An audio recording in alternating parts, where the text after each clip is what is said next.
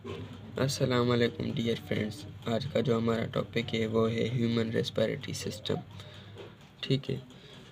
Our respiratory system consist of pair of lungs. जो हमारा respiratory system है वो कंसिस्ट करता है पेयर ऑफ लंग्स, यानी जो दो लंग्स हैं वो इन्वॉल्व होते हैं हमारे रेस्पिरेटरी सिस्टम में, जो प्रेजेंट होते हैं या लोकेटेड होते हैं इनसाइड द थोरेसिक कैविटी या चेस्ट कैविटी। हम इसको थोरेसिक कैविटी भी बोलते हैं या उसको चेस्ट कैविटी भी बोलते हैं, जिसके इनसाइड हमारे जो लंग्स हैं वो लोकेटेड होते हैं, जिसको हम रिब केज भी बोलते हैं। वो हमारी एक कैविटी बनी हुई होती है, उसमें हमारे लंग्स वो लोकेटेड होते हैं। और एक एयर पैसेज भी होता है, ठीक है, जिसको हम विंड पाइप बोलते हैं। तो अब हम डिस्कस करें, ये जो हमारा डायग्राम है इसको थोड़ा बहुत अंडरस्टैंड करें कि जो हमारे एयर है वो इंटर होती है हमारी नोज़ से या हमारे माउथ से। ठीक है, ये दो ओपनिंग है जहाँ से एयर आती है और हमारे फेरिंग्स में आती है। फेरिंग्स से फिर हमारा जो एपिग्लोटस है वहाँ से होकर आती है। जो हमारा एपिग्लोटस है उसका एक फंक्शन है, जब एयर दाखिल होती है हमारे एयर पैसेज वे में या विंड पाइप में, तो हमारा जो फुड वाली जो एक नाली है उसको वो बंद कर देता है जब एयर आती है।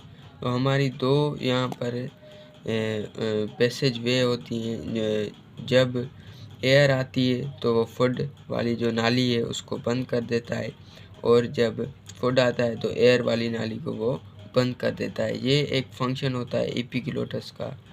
ये एक बिहेव करता है एज जिसको हम एक वाल बोलें कि भाई एक वाल है जिसको कि जब एयर आएगी तो वो इस एक को बंद कर देगा नाली को, जब फुड आएगा तो वो इस पाइपलाइन को बंद कर देगा।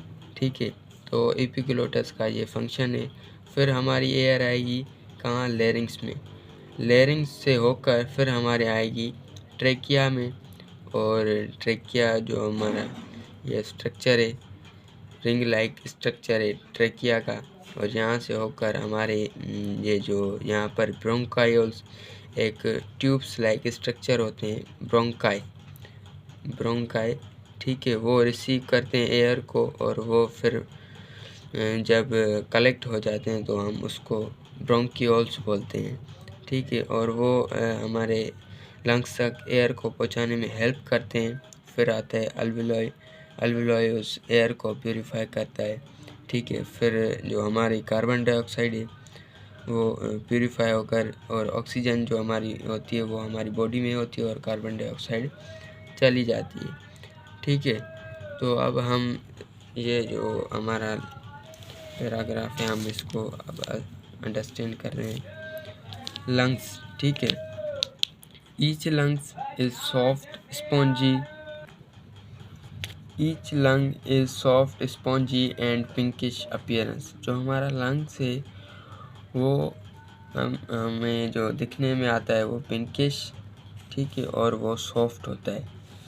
It is wrapped two pleural membranes, और ये जो कवर्ड होता है, रैप्ड होता है, लिपटा हुआ होता है, वो दो मेम्ब्रेन से होता है, जिसको हम प्लूरल मेम्ब्रेन कहते हैं। जो हमारी ये जो मेम्ब्रेन होती हैं दो, ये एक आउटर होती है, एक इनर होती है।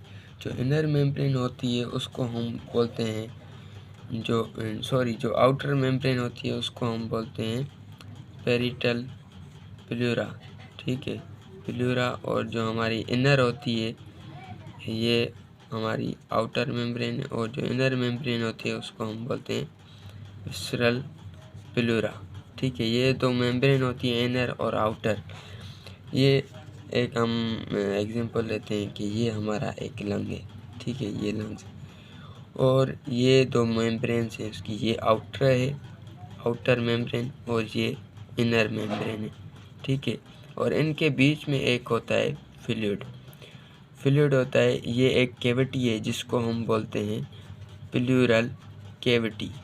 ठीक है, और इसमें भरा होता है एक फ्लूइड, वो फिल्ड होता है इसमें, और वो जो हमारा लंग्स है उसको प्रोटेक्शन प्रोवाइड करता है। किस चीज़ से? फ्रिक्शन से। और वो हेल्प करता है जब हमारा लंग्स कॉन्ट्रैक्ट होता है और रिलैक्स होता है ड्यूरिंग ब्रीथिंग, तो ये उसको भी हेल्प करता है मूवमेंट ऑफ लंग्स को। ठीक है, तो हम आगे पढ़ेंगे। The space between pleural membrane is filled with fluid that acts like a lubricant. ये देखो, ये जो हमारी कैविटी है ये फिल्ड हुई है किससे? एक फ्लूइड से, जो एक लुब्रिकेंट एक्ट कर रहा है, लाइक ए लुब्रिकेंट। ठीक है, this makes the breathing movement easier. और वो जो हमारा ब्रीथिंग की मूवमेंट है लंग्स की, उसको भी ईजियर बनाता है, उसमें भी हेल्प करता है। और जो lungs are close in a bony cage made up of flat sternum in front. जो हमारा लंग्स है वो इनक्लोज होते हैं किसमें? बोनी केज में, जिसको हम रिब केज बोलते हैं। ठीक है, वो अटैच होता है एक फ्लैट बोन से जो हमारी चेस्ट में होती है, जिसको हम स्टर्नम बोलते हैं। ठीक है, स्टर्नम बोन होती है जो अटैच होती है हमारे रिब्स से। ठीक है, और वो रिब केज बन जाता है, एक कैविटी बन जाती है, और उसकी इनसाइड हमारे लंग्स प्रेजेंट होते हैं। ठीक है, 12 pair of ribs from front to back where vertebral column is present. 12 ribs होती हैं, ठीक है, उस रिब केज में, और वो जो बैक साइड होती है उसकी, वहाँ से जो अटैच होती है वो वर्टिब्रल कॉलम से अटैच होता है वो रिब केज।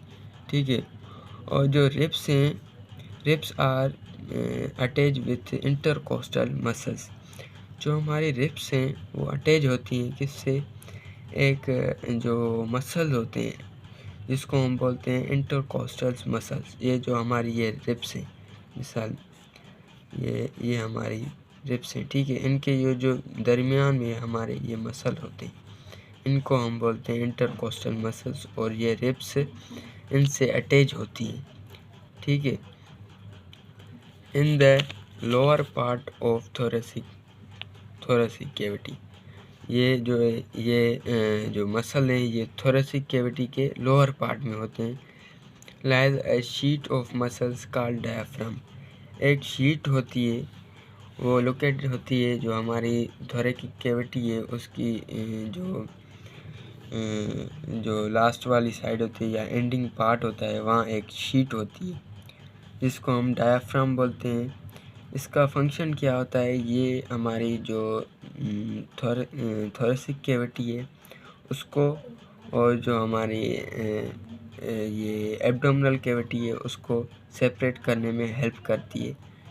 और इसका ये भी फंक्शन होता है जब ब्रीथिंग होती है तो ये कॉन्ट्रैक्ट भी करती है और रिलैक्स भी करती है। ठीक है, जब लंग्स कॉन्ट्रैक्ट होते हैं तो ये जो है ये भी कॉन्ट्रैक्ट होती है, और जब ये लंग्स जो है वो रिलैक्स होते हैं तो ये डायफ्राम, ये शीट है थिन मसल की, ये है तो स्मूथ मसल की, तो फिर ये भी हमारी रिलैक्स होती है जब लंग्स रिलैक्स होते हैं। ये वही बात है विच सेपरेट्स एब्डोमिनल कैविटी। ठीक है, जो हमारी थोरेसिक कैविटी से सेपरेशन करवाती है वो यही होती है diaphragm sheet. Each lungs is made up of millions of alveoli. जो हमारा लंग्स है उसका जो यूनिट बोले हम, बेसिक यूनिट, वो अल्विलाई है, और मिलियंस ऑफ अल्विलाई जो हैं वो बनाते हैं हमारे लंग्स को। ठीक है, तो ये थोड़ा बहुत था हमारा लंग्स का। ठीक है, तो मिलेंगे अगले लेक्चर में इंशाल्लाह। टिल देन, अल्लाह हाफिज़।